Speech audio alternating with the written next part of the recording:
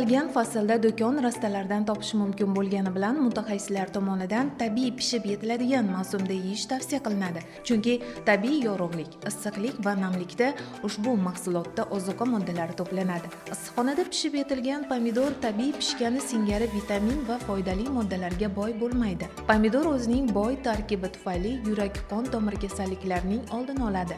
Likopinning manbai bo'lgan ushbu mahsulot eng yaxshi antioksidant hisoblanadi va arterial qon bosimini me'yorlashtirish, aterosklerozni rivojlanishiga to'sqinlik qilish hamda qondagi yomon xolesterinni kamaytirish xususiyatiga ega. Pomidor qondagi qand miqdorini nazorat qiladi. Inson o'zini yaxshi his qilishiga hissa qo'shib, ochlik, qandli diabet hamda boshqa surunkali kasalliklarni oldini oladi.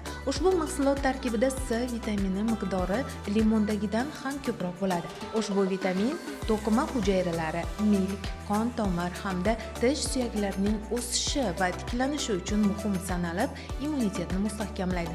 Antikislitel va yallig'lanishga qarshi xususiyatga ega bo'lgan C vitamini hujayralarni shikastlanishdan himoya qilib, qarish jarayonini sekinlashtiradi. Pomidorni muntazam iste'mol qilish teri holatiga ham ijobiy ta'sir ko'rsatadi. Ayniqsa, yozga xos bo'lgan jazirama kunlarda quyoshning ultrabinafsha nurlaridan zararlanish ehtimoli yuqori.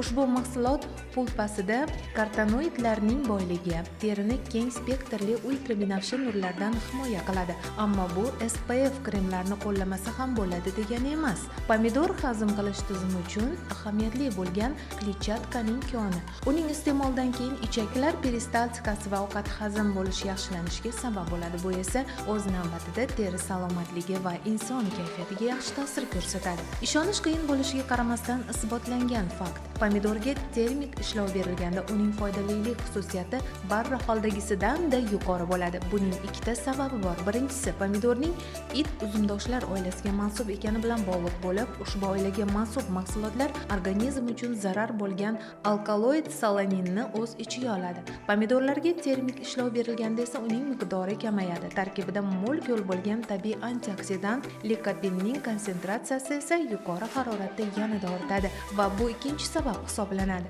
Shuning uchun ham pomidorni barra holidan ko'ra o'z qo'lingiz bilan tomat sos qilib yoki shunchaki pechda yo bo'lmasa grillda pishirib iste'mol qilish tavsiya qilinadi.